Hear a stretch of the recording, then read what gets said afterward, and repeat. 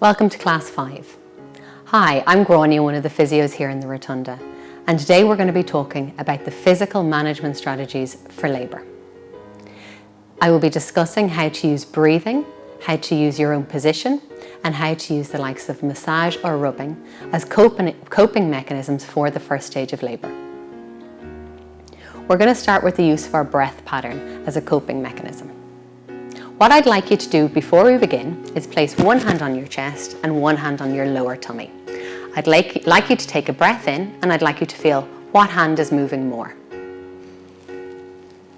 Most of us will feel that our top hand is moving more. What I want you to do now is I'd like you to bring that breath down all the way to the baby. So take a nice deep breath in, all the way down to the baby, and feel that tummy expand. And now breathe out. And again for me, nice big breath in, all the way down to the baby.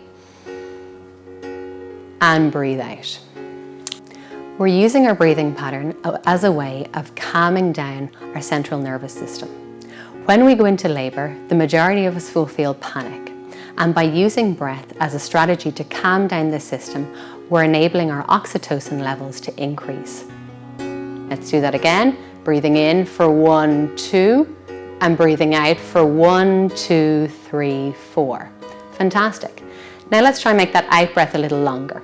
We're going to breathe in for 1, 2, 3, feel that tummy expand, and then out for 1, 2, 3, 4, 5, 6. What you're doing is you're doubling the length of time you're breathing out for. Okay, so how will this translate to contractions? Well, as you feel that contraction coming on, what I'd like you to do is focus on maintaining that breath pattern. And that will be a way that you will feel in control during that contraction. So we're feeling that contraction coming on like a wave. Let's maintain that breathing pattern all the way down to the tummy. Breathing in for 1, 2, 3.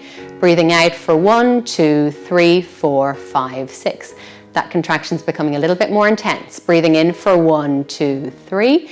Breathing out for 1, 2, 3, 4, 5, 6. We're beginning to reach the peak of that contraction now.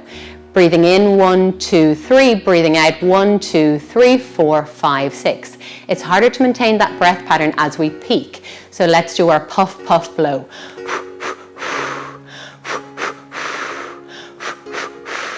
This will enable us to meet the requirements of our body at the peak of that contraction.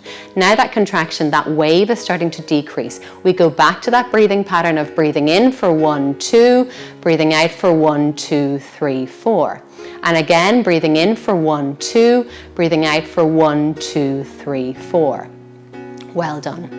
What's really important as well is that partners practice this, because when a woman is in labour, it can be very, very difficult to follow instructions. However, if you get down at her eye level and breathe, she will follow suit. She'll follow exactly what you're doing. So it's a really, really nice way of enabling your partner to feel in control during that breath pattern and in labour.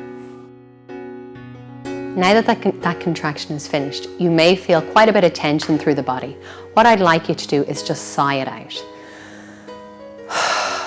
Big breath out. Also be aware of what's going on in the rest of your body. Have you clenched your fists? Have you tightened your jaw? Have you clenched your toes? Let go of all that tension. That contraction is now finished. You're one step closer to meeting baby. I'm now going to discuss positions for labour. The ones I'm going to start talking about are ones where you're in an upright position. Being in an upright position in the first stage of labour is hugely beneficial for baby, as gravity will allow baby to descend further down through the pelvis.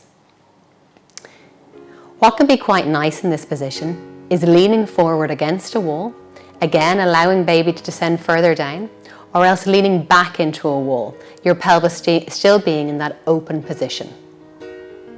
When in these positions, it's a really, really good idea as well to practice those breathing techniques we went through, just to allow that upper body to stay relaxed, to allow those shoulders to be relaxed as well, just so you're not wasting excess energy on that.